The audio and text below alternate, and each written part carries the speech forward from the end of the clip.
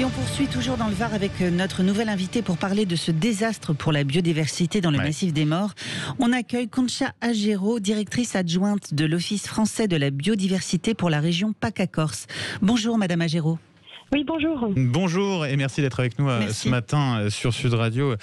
Vous avez entendu le maire de Cavalère-sur-Mer qui évoquait ce désastre, notamment au niveau de l'environnement. Il parlait de son massif des Maures en début d'interview.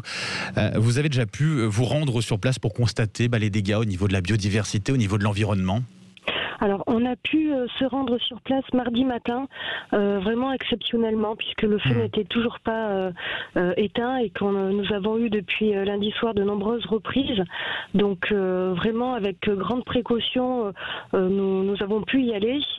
Et malheureusement, on a pu constater en quelques mètres des dégâts comme bien sûr la perte d'habitat écologique précieux, mais également la perte d'individus de tortues d'Hermann, puisque nous avons trouvé trois tortues d'Hermann en quelques mètres de prospection, sans vraiment bien chercher, au bord de la piste, en proximité de cours d'eau. Donc de ce que nous avons pu voir sur le terrain, ça présume vraiment.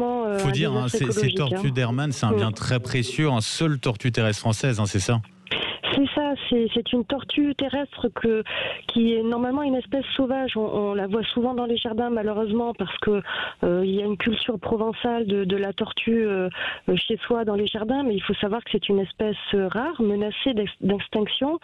Elle est protégée au niveau national et international, son commerce est interdit, et vraiment c'est un des derniers joyaux en termes d'espèces faune sauvage pour la France métropolitaine.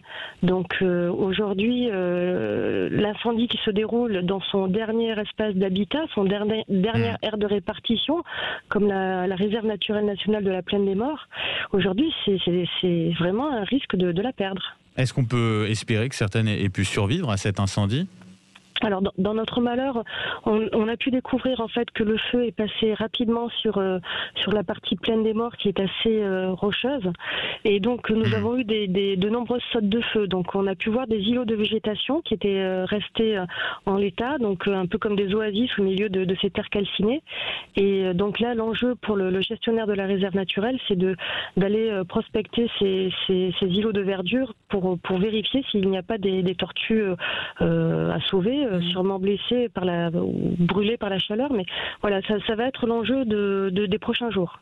Au-delà de ces tortues d'Hermann qui sont très importantes pour la biodiversité, c'est vrai qu'il faut insister sur ce territoire. On avait d'une certaine façon un écosystème très riche, très important.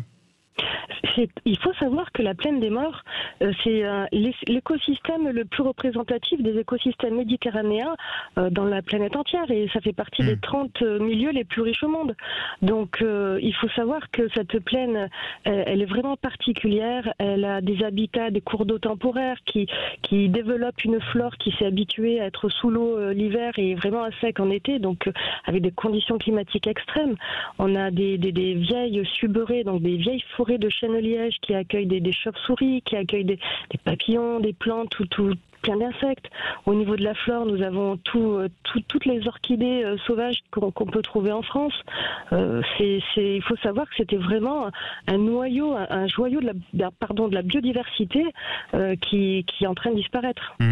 On espère que certains secteurs aient pu être protégés par les pompiers, et d'ailleurs on les remercie vraiment pour tous les efforts qui sont faits, mais vraiment on a de grandes craintes. On se souvient, ce sera ma dernière question, du grand incendie qui avait lieu en 2003 du côté de cette Plaine des Maures. Quels sont les stigmates ? Est-ce que depuis la nature avait repris ses droits ou pas, et combien de temps il faudra après cet incendie pour que la nature se reconstruise d'une certaine façon ? En fait, de ce qu'on a pu apprendre du feu de 2003, il faut au moins attendre 10 ans pour effacer les stigmates du feu. Donc pour avoir un paysage à nouveau végétalisé, des boisements, alors pas aussi beau que ce qu'on a pu connaître dans la plaine des Morts avec des pins parasols immenses ou des chêniages séculaires. Mais voilà, on sait qu'au moins dans 10 ans, on aura un paysage qui sera plutôt stabilisé, et je pense qu'il faudra encore de nombreuses années. Vous savez, cette mosaïque d'habitat, elle va se refaire, mais à des rythmes différents. Certaines mousses vont repartir rapidement, d'autres non. Voilà, je pense que là, c'est un nouveau livre qui s'ouvre pour ce territoire, et je pense qu'avec l'aide des scientifiques et de toute l'équipe de la réserve naturelle, il y aura quand même des efforts qui seront faits pour accompagner cette nature qui va, on l'espère, renaître de ses cendres. Concha Agéro, merci d'avoir été avec nous ce matin sur Sud Radio, directrice adjointe de l'Office français de la biodiversité pour la région PACA-Corse. Merci à vous et bon courage bien sûr pour la suite. Merci beaucoup. Merci beaucoup.